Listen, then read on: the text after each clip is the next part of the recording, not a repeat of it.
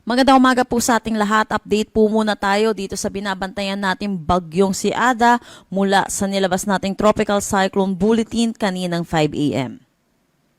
Itong si Ada ay nananatili sa Tropical Depression category at huling namataan kaninang 4 a.m. sa layong 675 kilometers east ng Kasiguran, Aurora. May taglay na lakas na hangin na 55 kilometers per hour at pagbugso na umaabot ng 70 kilometers per hour. Ito'y kumikilos eastward sa bilis na 20 kilometers per hour.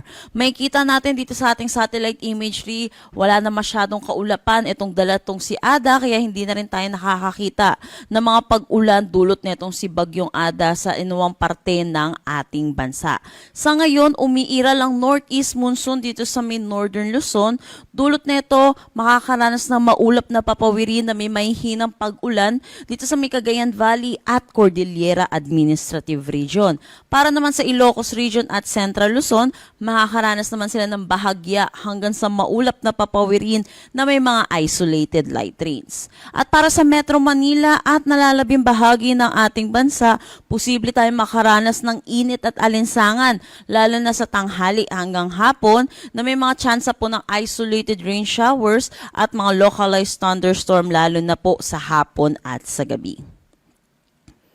Para naman sa forecast track natin dito si Bagyong si Ada, bukas inaasahan natin hanggang umaga posible pa rin po siya isang ganap na tropical depression category. At pagdating po ng Wednesday ng hapon, ito po magda-downgrade na siya into a low pressure area at base na rin po dito sa ating track ay palayo na rin naman po ito ng kalupaan po natin. Kaya hindi na rin po natin inaasahan na magkakaranas pa po tayo ng mga pag-ulan dulot itong si Bagyong Ada at hindi na rin po natin nakikita ang pagtataas ng anumang tropical cyclone wind signal dulot kay Ada. Sa ngayon, dahil sa bugso netong northeast monsoon, makakaranas ng strong to gale force na hangin dito ngayong araw sa Batanes, Babuyan Islands, northern at eastern mainland ng Cagayan, eastern Isabela, Ilocos Norte, Ilocos Sur, Abra, Aurora, Calabarzon, Oriental Mindoro, Occidental Mindoro, Romblon, Marinduque, Bicol Region, Northern Samar, Eastern Samar at Dinagat Islands. At dahil nga po yung sinabi ko kanina, may bugso po tayong northeast monsoon na inaasahan. Kaya may kita din po natin, may mga areas na po tayong makakaranas, lalo na po dito sa Mindanao, ng malalakas na hangin dulot po ng northeast monsoon sa mga susunod na araw.